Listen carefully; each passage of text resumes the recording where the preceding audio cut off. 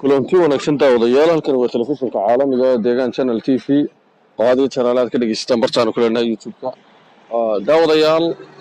Ramadaan Kariim maanta waa 12 Ramadaan wararkeena barnaamijka faaqadaada wargeyska ayaynu maanta waxaan ku soo qaadan doonaa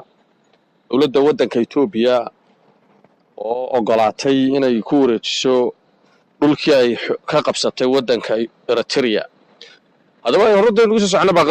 فقدات ورجيس كذا وضيال وحل الشيء وحد دولة إثيوبيا حسب جاي بي في قلها وسير هذا بقى يذكر راعين إن جيب له عليو مجال الله إذا بعد ما ودك إريتريا واللي هي 8 سنة كهر ودجال لجوها بتكون أحمري حدود سواء كل اثنين تدخل وشدية تكون عسكري ولا ما تعالها تعال تعمل قاسي كويس لا يحل قاسي ودك إثيوبيا ayaynu ka Ethopia ogolaatay inay xuduudiisa qaramada midoobay jeexday ay sideeda u aqbasho tan ayaa noqonaysa tusaale fiican oo Ethopia ay ku hogaamisay caalamka waana markii ugu horeysay baa la leeyahay wadan isagu iskii uu go'aansado dhul uu xoog kaga haysto wadan kale inuu si xor ah oo dimuqraadi ah ugu celiyo waxaana la sheegayaa inay dawladda Ethopia muujinayso iminka inay tahay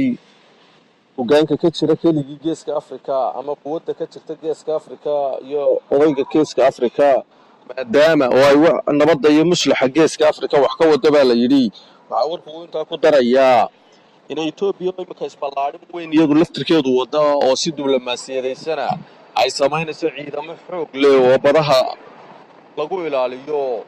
badahaasi oo ah baa la leeyahay kuwa heshiiska la gashay si ay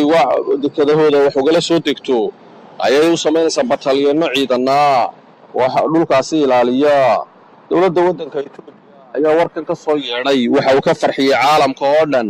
kadib markii ay sheegtay waddanka Ereteia inay u celinayso magaalada bariiska caanka ku helaya baadama oo ahayd xuduudda dhacda juqraafi ahaan dacalka Ereteia hase yeeshee Ethiopia ay xoogga ku haysatay tan iyo intii labada waddan kala go'een